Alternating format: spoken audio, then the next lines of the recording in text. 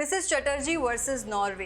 Bollywood actor Rani Mukherjee साल 2021 में आई film Bunty और बबली 2 के बाद मिसेस चटर्जी वर्सेस नॉर्वे से बड़ी स्क्रीन पर एक बार फिर वापसी कर रही हैं। रियल इंसिडेंट पर बेस्ड ये फिल्म 17 मार्च को रिलीज हो रही है। क्या है मिसेस चटर्जी वर्सेस नॉर्वे की असल कहानी, जानते हैं इस वीडियो में। आप देख रहे हैं फिल्मी बीट प्राइम, मैं हूं आपके साथ लवी चौधरी, और वीडियो स्टार्ट करने से पहले सब्सक्राइब करना मत भूलिएगा।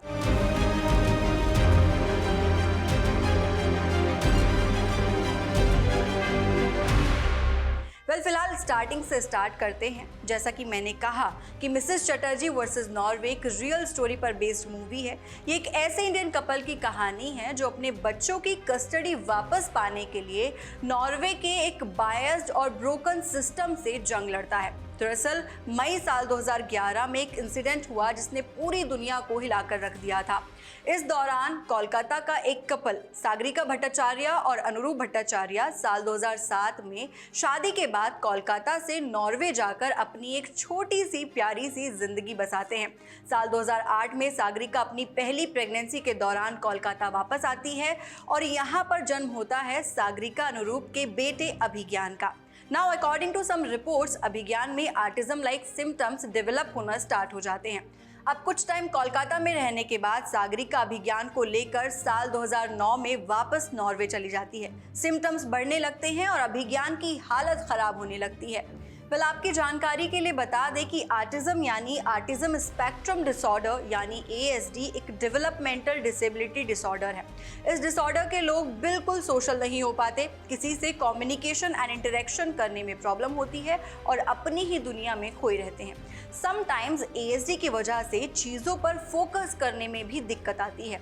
इस डिसऑर्डर की वजह से अभिज्ञान को पास के ही किंडरगार्टन में थोड़ा सोशल कराने ले जाया जाने लगा। इस बीच सागरिका अपनी बेटी ऐश्वर्या को कंसीव कर लेती है, जिसकी वजह से वो अभिज्ञान को इनफ टाइम नहीं दे पाती।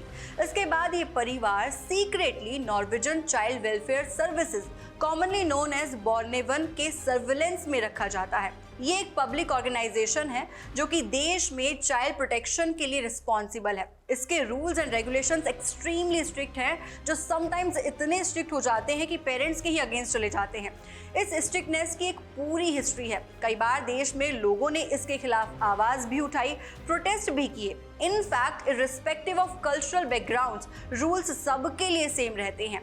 जिसके बाद नॉर्मल चलती जिंदगी के बीच एक दिन इनकी छोटी सी दुनिया में बड़ा सा बवंडर आ जाता है। साल 2011 में अथॉरिटीज दोनों बच्चों को बैड पेरेंटिंग के ग्राउंड्स पर फोस्टर केयर में रखने के लिए इनसे छीन लेती हैं, जहां बच्चों के 18 साल के होने से पहले पेरेंट्स के मिलने पर मनाही रहती है। और यहां से शुरू होती है सागरिका और अनुरूप की अपने ही बच्चों के लिए ऑफिशियल से लड़ाई। जो चार्जेस ऑफिशियल्स की तरफ से आए उनमें था कि सागरिका अनुरूप के बच्चे अलग अलग रूम्स में नहीं बल्कि उनके ही रूम में उनके साथ सोते हैं। इसके साथ ही चार्जेस में था कि सागरिका ने अपने बेटे को एक बार थप्पड़ मार दिया था। साथ ही ये भी लिखा था कि बच्चों के पास अच्छे कपड़े, खेलने के लिए अच्छे खिलौने और जगह नहीं थी, और ये भी कि सागरिका अपने बच्चों को हाथ से खाना खिला देती थी, जो कि इंडियन हाउस होल्ड्स में बहुत कॉमन है, लेकिन नॉर्वे में इसको जबरदस्ती खाना खिलाना माना गया। अब बच्चों की कस्टडी की लड़ाई शुरू हुई और इंडियन गवर्नमेंट ने भी इसमें पार्टिसिपेट किया। इंडिया और नॉर्वे की डिप्लोमेटिक बैटल में काफी ड्रामा हुआ। इंडियन गवर्नमेंट ने नॉर्वे अथॉरिटीज को काफी क्रिटिसाइज भी किया। उस वक्त के external affairs minister SM Krishna Oslo में अपने नॉर्वे काउंटरपार्ट से मिले और इवेंचुअली डिसाइड हुआ कि as a potential custody option बच्चों की कस्टडी सागरिका के हस्बैंड अनुरूप के भाई को दे दी जाए। इस बीच बेरिट आर्सेट, जो कि उस वक्त नॉर्वे के ह्यूमन राइट्स अलर्ट्स की हेड थी, उन्होंने भी इंडिया का सपोर्ट किया एंड इस पूरे एक्ट को स्टेट किडनैपिंग का नाम दिया। She even said that the legal system favours the child welfare services and they do what they want to do all the time. इसके साथ ही बैरेट ने ये भी कहा कि ये पहली बार नहीं है। इनफैक्ट जब भी कुछ ऐसा होता है तो ये लोग अपना केस स्ट्रॉन्ग करने के लिए किसी एक पेरेंट को मेंटल इल बता देते हैं। And it came true because इस केस में भी वैसा ही हुआ। सागरिका को मेंटली अनस्टेबल बता दिया गया। इस टाइम तक अनुरूप और सागरिका की शादी में भी कई दिक्कतें आ चुकी थी। सागरिका और अनुरूप सेपरेट हो गए। सागरिका के ससुराल वालों ने भी उसके मेंटली अनस्टेबल होने की बात कही, जो कि बाद में सागरिका ने रिवील की। लेकिन इस सब झमेले के बीच सागरिका की पहली जीत तब हुई जब इंडियन गवर्नमेंट के इंटरफेरेंस के बाद अभिज्ञान एंड ऐश्वर्या को नॉर्वेजियन कोर्ट ने इस कंडीशन पर इंडिया आने की परमिशन दी कि वो अपने अंकल के पास रहेंगे। हालांकि अभी पूरी तरह से जीत नहीं हुई थी और इंडिया आने के बाद भी सागरिका को कई लीगल ट्रायल से गुजरना पड़ा।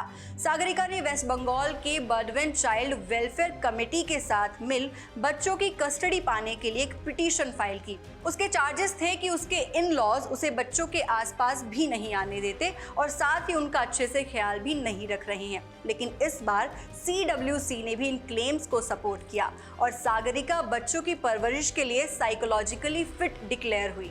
एंड फाइनली 2 साल की लंबी लड़ाई के बाद सागरिका को बच्चों की कस्टडी मिली। ऑल्सो वेस्ट बंगाल में अपने पेरेंट्स के घर रहते हुए सागरिका ने अपनी मास्टर्स डिग्री के लिए एनरोल किया और एक बुक भी लिखी जिसका नाम था जर्नी ऑफ अ मदर। तो ये थी कहानी सागरिका की, जिन्होंने अपने बच्चे को पाने के लिए नॉर्वे की गवर्नमेंट से लड़ाई की, इंडियन की गवर्नमेंट से लड़ाई की, लेकिन अंत में एक माँ की जीत हुई। इस वीडियो में फिलहाल इतना ही। कमेंट सेक्शन में जरूर बताइएगा कि आपको ये वीडियो कैसा लगा। इसी के साथ चैनल को सब्सक्राइब करना और वीडियो को लाइक करना बिल्कुल मत भूलिएगा। मिलते हैं अगले वीडियो में।